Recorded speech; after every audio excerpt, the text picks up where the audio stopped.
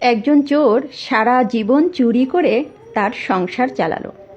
এরপর যখন সে বৃদ্ধ হলো, তখন সে তার ছেলেকে চুরিবিদ্যা শিখিয়ে দিল এবং ছেলেকে বলল, দেখ বাবা, কখনো কোনো দিন কোনো সাধুর কাছে যাবি না এবং কোনো সাধুর কোনো কথা শুনবি না। ছেলেটি বাবার কথা খুব মান্য করত, তাই সে কোনো দিন কোনো সাধুর কাছে যেত না এবং কোনো সাধুর কথাও শুনত না। একদিন চোর তার ছেলেকে কাছে ডেকে বলল, আজকে তুই রাজার বাড়িতে চুরি করতে যাবি। ছেলেটি বলল, আচ্ছা ঠিক আছে।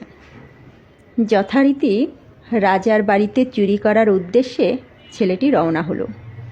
পথের মধ্যে দেখল এক জায়গায় অনেক লোকজন জড়ো হয়ে আছে।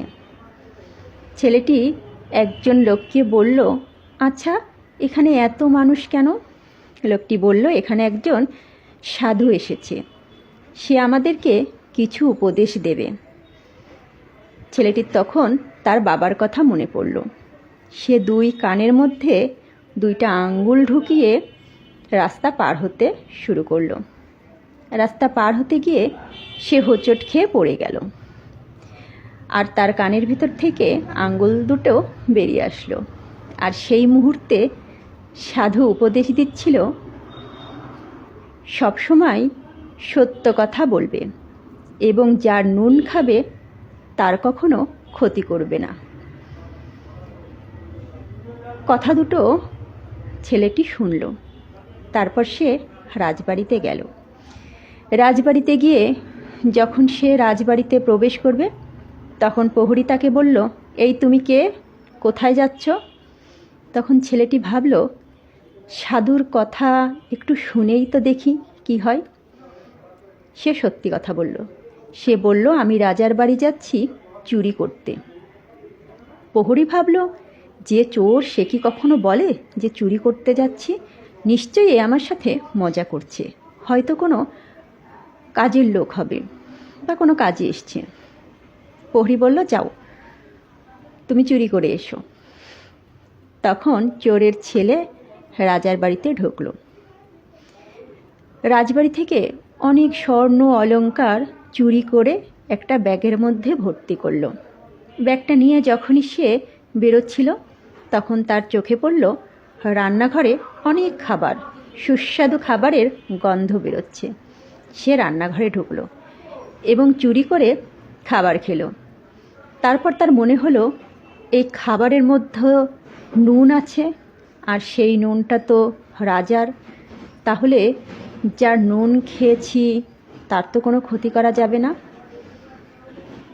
তাই সে সাধুর কথা মতো রাজার রাজদরবার থেকে যে সকল জিনিসপত্র চুরি করেছিল সেই ব্যাগটা রান্নাঘরে রেখেই চলে গেল। বেরোনোর সময় প্রহরী বলল, আচ্ছা তুমি তো চুরি করতে ঢুকেছিলে, তা চুরি না করেই ফিরে আসলে? তখন ছেলেটি বলল, আমি রাজার নুন খেয়েছি, তাই রাজার সাথে বেইমানি করব না, তার ক্ষতি করব না, তাই আমি চুরি করিনি। এরপর যখন বাবুর্চি রান্নাঘরে ঢুকলো, তখন দেখল স্বর্ণ অলংকার ভর্তি ব্যাগটি। সে চোর চোর করে চিৎকার করতে শুরু করলো, ওকে ধরো, ওকে ধরো, ও চোর। তখন সবাই মিলে ছেলেটাকে ধরে ফেললো। এরপর রাজা ছেলেটাকে জিজ্ঞাসা করলো, আচ্ছা তুমি আমার বাড়িতে চুরি করতে আসলে, তাহলে চুরি না করে চলে গেলে কেন? তখন ছেলেটি সমস্ত ঘটনা খুলে বলল, আমি একজন চোর, কিন্তু আমি আপনার নুন খেয়েছি, তাই আপনার সাথে আমি বেইমানি করতে পারবো না, আপনার ক্ষতি করতে পারবো না, তাই চুরি করিনি।